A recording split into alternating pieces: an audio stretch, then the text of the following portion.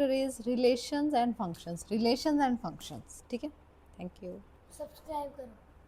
सो relation, अगर अपने पास एक नेम का सेट है राहुल अमन, उसके बाद अपने पास फेवरेट फूड का सेट है पिज़्ज़ा बर्गर, ठीक है। तो इसमें अगर आप पेयर बनाएं तो पहला पेयर क्या बन गया, राहुल और पिज़्ज़ा, मतलब राहुल लाइक्स पिज़्ज़ा।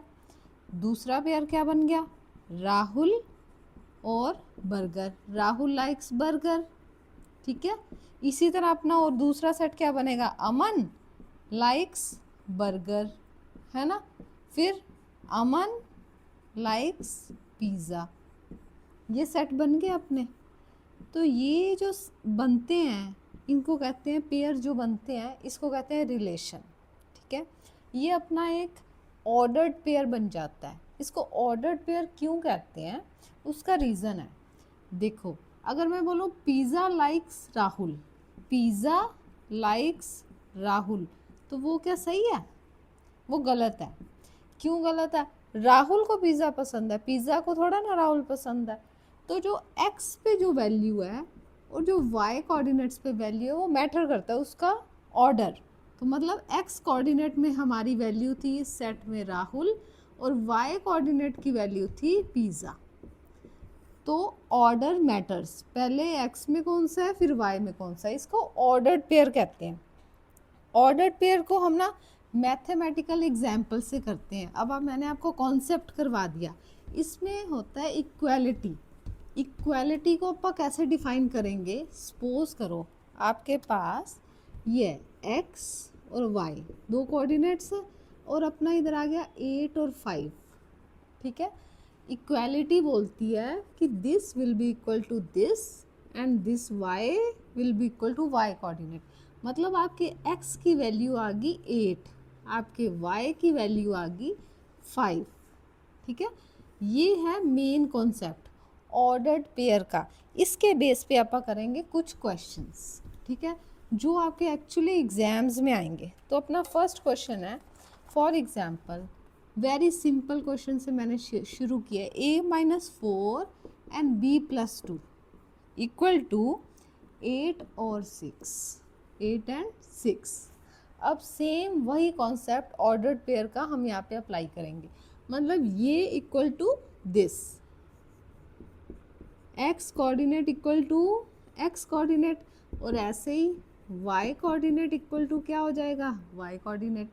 अब आपको इस क्वेश्चन में क्या करना है, ए और बी की ना वैल्यू फाइंड करनी है, ये आपका क्वेश्चन है। तो इसमें आप ए की वैल्यू फाइंड करोगे तो क्या आ जाएगी 4।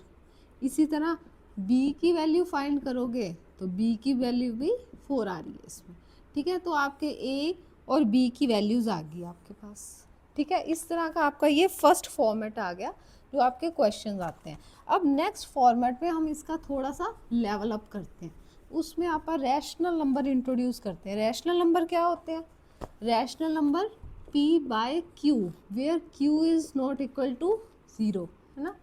तो रैशनल का एक क्वेश्चन करते हैं। सपोज करो a/2 + 1, ठीक है, a/2 + 1 coma a/2 + 1 equal to 5/2 और b-2/3 इक्वल टू 1/3, ठीक है। ये अपना x कोऑर्डिनेट हो गया, ये अपना y कोऑर्डिनेट हो गया। मतलब a/2 + 1 कोमा b-2/3, ये था ना अपना x और y, और इसकी वैल्यू क्या है 5/2 और 1/3। ये इसको हमने इसके इक्वल कर दिया, इसको हमने इसके इक्वल कर दिया, ठीक है।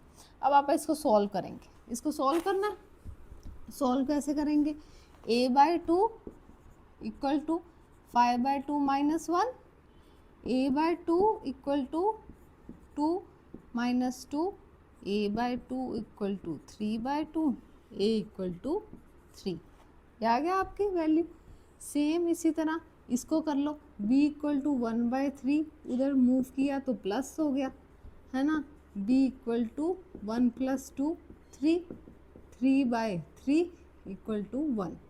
तो b की वैल्यू 1 आ गई, a की वैल्यू 3 आ गई। ऐसे आपने अपने क्वेश्चंस करने, ठीक है। अब ये तो आपका क्या हो गया, अभी तक मैंने आपको सिर्फ ऑर्डर्ड पेयर करवाया। कौन सा करवाया? ऑर्डर्ड पेयर, जिसमें मैंने आपको बताया x की वैल्यू और y की वैल्यू मैटर करती है कि x में कौन सी वैल्यू आएगी और y में कौन सी वैल्यू आएगी। अब हम नेक्स्ट करते हैं कार्टेशियन प्रोडक्ट। क्या है ये? Cartesian product. इसका क्या मतलब होता है? जैसे एक सेट है A, एक सेट है B, तो कार्टेशियन प्रोडक्ट का मतलब होता है A मल्टीप्लाई बाय B। इसको कहते हैं कार्टेशियन प्रोडक्ट, प्रोडक्ट कहते हैं ना। अब इसमें होता क्या है? सपोज करो अपना जो A सेट है ना, इसमें सारे लड़के हैं P Q, ये दो लड़के। B में अपने पास दो लड़कियां R और S, ये दो लड़कियां। अब आप शादी.com है, आप मैच मेक करो और आपको पॉसिबल मैचेस बनाने हैं कि बॉयज़ और गर्ल्स के शादी के लिए कौन से पॉसिबल मैचेस हो सकते हैं। तो जब आप कार्टेशियन प्रोडक्ट करते हैं उसमें हम ऑल मैचेस आते हैं, उसमें जितने मैच ऑर्डर्ड पेयर के पॉसिबल हैं। मतलब इसको स्टार्ट करते हैं तो P, देखो P R P S, P की R से शादी हो सकती है, P की S से हो सकती है। तो P R पहला ऑर्डर्ड पेयर, P S दूसरा ऑर्डर्ड पेयर। फिर Q, Q की R से, Q की S से, तो Q की R और Q S, ये पॉसिबल अपने पेयर बन गए, है ना। इसको कहते हैं कार्टेशियन प्रोडक्ट। इसको A डॉट B से भी आप रिप्रेजेंट कर सकते हो। इसमें क्या होता है कि जो अपना पहला सेट है उसके एलिमेंट्स कितने हैं ऐसे रिप्रेजेंट करते हैं। Number of elements of A कितने हैं? इसमें 2। दूसरे में कितने हैं? इसमें भी 2 एलिमेंट्स हैं, अपने 2 एलिमेंट्स है ना। तो एक फॉर्मूला होता है कि number of elements in A Cartesian product B कितने होंगे? हमेशा number of elements of A multiply by number of elements of B. तो मतलब अगर आप इस क्वेश्चन की बात करें तो नंबर ऑफ एलिमेंट्स ए कितने थे? 2 थे, क्योंकि ये देखो 1 2 2 एलिमेंट्स थे। फिर number of elements of B, इसमें कितने हैं? 1 2, इसमें 2 हैं, तो 4 पेयर बनते हैं कार्टेशियन प्रोडक्ट में। और अगर आप इसमें देखें जहाँ हमने डिफाइन किए हैं सारे पेयर, तो 1 2 3 4। तो इसी तरह सपोज आपके पास कोई सेट है डी सेट, उसमें एलिमेंट्स हैं 1 2 3, 3 एलिमेंट्स हैं। और आपके पास एक है ई सेट, इसके एलिमेंट्स हैं 4 और 5। ठीक है। तो जब आपके पास Cartesian product of D multiply by E होगा तो उसके एलिमेंट्स कितने होंगे? नंबर ऑफ एलिमेंट्स कितने होंगे? Number of elements of D multiply by number of elements of E. तो नंबर ऑफ एलिमेंट्स डी कितने हैं? 3। देखो 1 2 3, 3 है उसके। और कितने एलिमेंट्स अपने ई के? 2, तो 2, तो 3 मल्टीप्लाई बाय 2 6, 6 बन जाएंगे इनके कार्टेशियन प्रोडक्ट के। इस तरह से आपने अपना नंबर ऑफ एलिमेंट्स निकालना है। ठीक है। तो ये हो गया अपना कार्टेशियन प्रोडक्ट बेसिक, बिल्कुल बेसिक। अब आप मुझे बताओ, सपोज अपने पास एक सेट है ए, दूसरा सेट बी है, सेम जैसे अभी आपने लिए थे।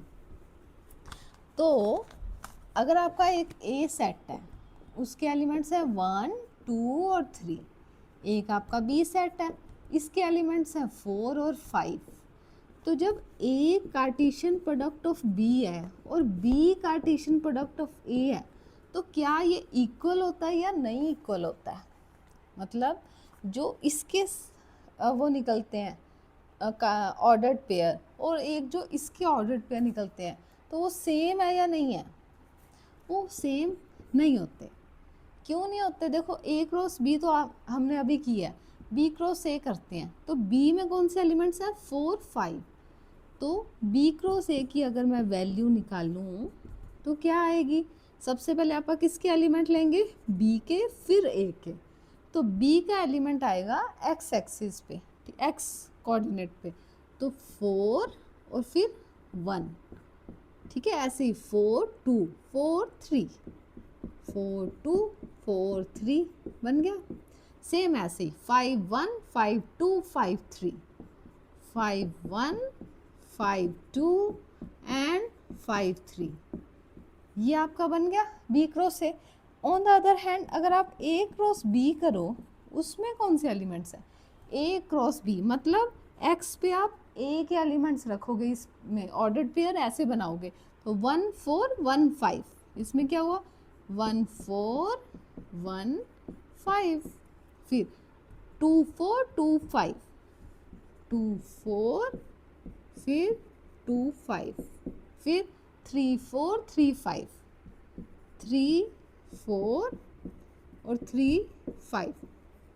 अब देखो इन दोनों के एलिमेंट्स, जो इन दोनों के कनेक्टर्स हैं वो सेम है ऑर्डर्ड पेयर, नहीं सेम है, तो A cross B is not equal to B cross A. कोई स्पेशल केसेस हो सकते हैं, बट अगर आपके एलिमेंट्स डिफरेंट है तो A cross B will not be equal to B cross ए।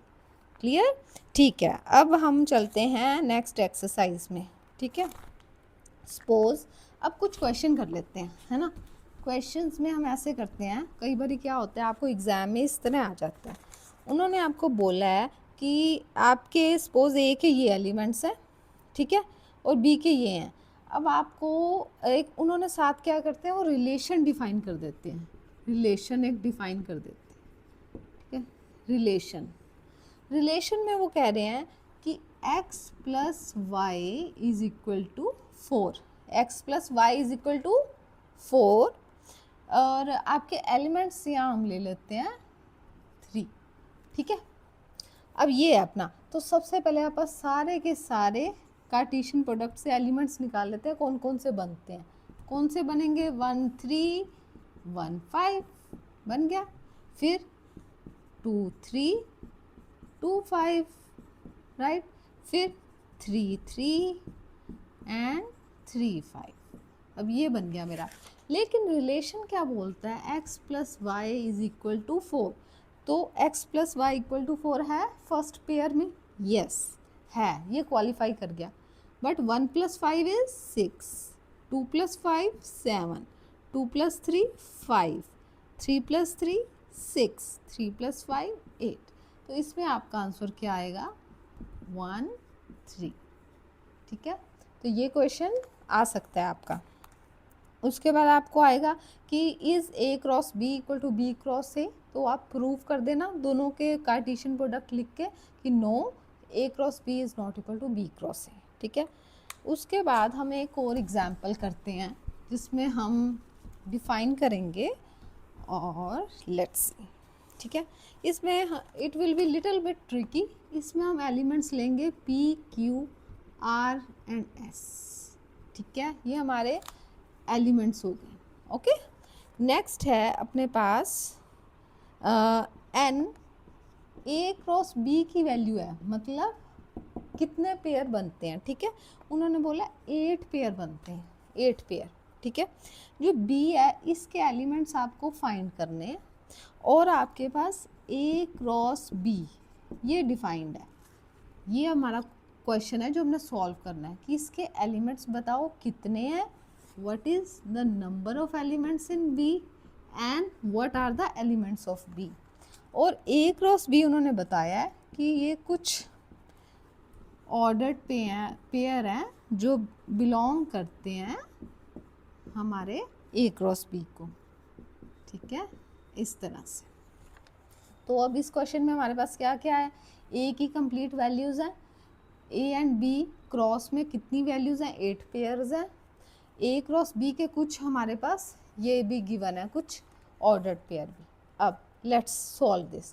अब मैंने आपको क्या करवाया था, number of elements of A cross number of elements of B is equal to क्या होता है, number of elements of A cross B, ठीक है। अब number of elements of A कितने हैं, 1 2 3 4, तो हम 4 डालेंगे, ये हमें फाइंड करना है, this is something we need to find. And A cross B में कितने एलिमेंट्स उन्होंने बोला 8, तो it means what is the value 2, there are 2 elements in B, right, 2 elements। now the next question, what are the elements in this set, तो उसके लिए हम क्या निकालेंगे, there are some elements which are some pairs which are already given, उसमें आप Y के देखो, वाई में कौन कौन से हैं एलिमेंट्स, देखो 1 है और 2 है, तो 1 2 ये एलिमेंट्स हमारे बी के निकलेंगे। तो इस तरह से आपने सॉल्व करने हैं अपने क्वेश्चंस, ठीक है। उसके बाद हम एक और क्वेश्चन कर लेते हैं, इसमें ये इजी है, बस तुम्हें कॉन्सेप्ट क्लियर होना चाहिए, फिर ऐसे छोटे छोटे क्वेश्चंस ही हैं इस चैप्टर के। इसमें अब आपको क्या करना है, सपोज करो आपके पास एक सेट है और उसके ना आपको एलिमेंट्स गिवन है 4 6 2, ये मुझे एलिमेंट्स गिवन है, ठीक है। And sum of the elements of A cross B are A4 B6 and C2, right. अब इसमें क्या करना है, आपको बी के एलिमेंट्स गिवन है और आपको ए क्रॉस बी दिया हुआ है। उन्होंने बोला रिमेनिंग एलिमेंट्स आप बताओ, रिमेनिंग पेयर मतलब remaining pairs of A cross B, ये आपको फाइंड करना है। इसमें आप कैसे करोगे, इसको ध्यान से देखो, 4 6 और 2 आपको दिया हुआ है, 4 6 2, इसका मतलब आप ए सेट बना सकते हो। कैसे बनाओगे, this one and this one, A B and C, ये आ गया आपके। तो अब आपको वो एलिमेंट्स बनाने हैं जिन्होंने ये नहीं है ए क्रॉस बी में, क्योंकि अब आपके पास ए की भी वैल्यू है बी की भी वैल्यू है। तो A4 कवर हो चुका है, यस A4 तो कवर है, तो A6 एंड A2 ये कवर नहीं था।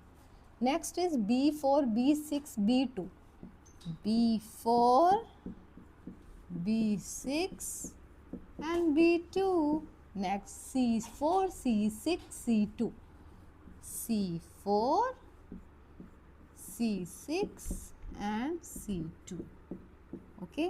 तो इस तरह से आप अपने वो एलिमेंट्स फाइंड कर सकते हो जो रिमेनिंग थे, पेयर्स ऑर्डर्ड पेयर्स मिसिंग थे। तो हमारा ये ऑर्डर्ड पेयर ऑलरेडी डिफाइंड था, ये ऑर्डर्ड पेयर हमारा ऑलरेडी डिफाइंड था, ये तो रिमेनिंग जो है वो हमारे डिफाइंड नहीं थे। So you can share this in answer. So this is the complete about ordered pair. Next we will move to relations, ठीक है। रिलेशंस हम नेक्स्ट वीडियो में कवर करेंगे। Thank you guys.